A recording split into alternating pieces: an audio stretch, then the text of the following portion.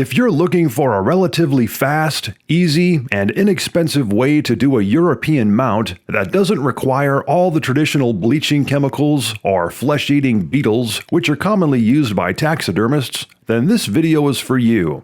You'll learn how to make a great-looking mount with just a few simple items from your local hardware store.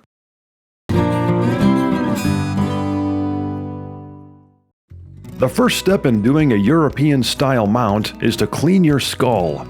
If you find a skull that's been out in the woods for months or even years, then Mother Nature has most likely already done all of the messy cleaning for you. However, the skull may still be discolored quite a bit, which is the case with the specimens that I'm using in this video. Now, if you're a hunter and are doing a mount from an animal that you just harvested, you'll have a lot more work to do. The most popular method for cleaning a skull is to boil it. Put your skull in a large pot with water up to the base of the antler pedicles and boil it for 10 to 15 minutes. You want to boil it just long enough for the tissue to get soft so it can easily be scraped off the skull and removed. If you overboil it, the skull will get weak and brittle and will start to fall apart easily, so don't boil for too long. Another method for cleaning a skull is to bury it. Now this takes much longer, but it is quite effective. Simply bury the skull up to the antler pedicles in the dirt, cover it with a large container of some kind so critters don't chew on the antlers, and then let nature take its course for several weeks to several months. Just be sure to put it in a place where it won't be dug up by any wild animals or your dog. Next, it's time to whiten the skull. Mask off the antlers all the way to the base of the pedicles and even go just a little under the antler bases with your masking tape.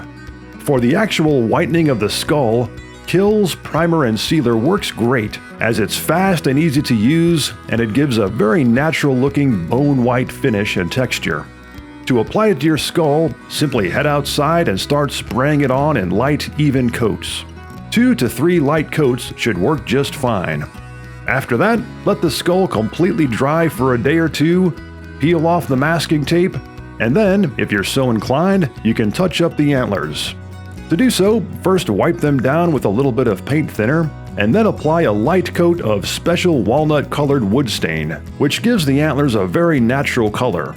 Of course, if you want darker colored antlers, then you can use a darker stain, or apply several coats of the walnut-colored stain. And that's it! You can then hang your skull on the wall, or you can attach it to a wood display panel, which I'll show you how to do in the next video. If you have any ideas of your own, leave a comment below, and be sure to subscribe to this channel. Also, check out the 3 Minutes Outdoors website at 3minutesoutdoors.com.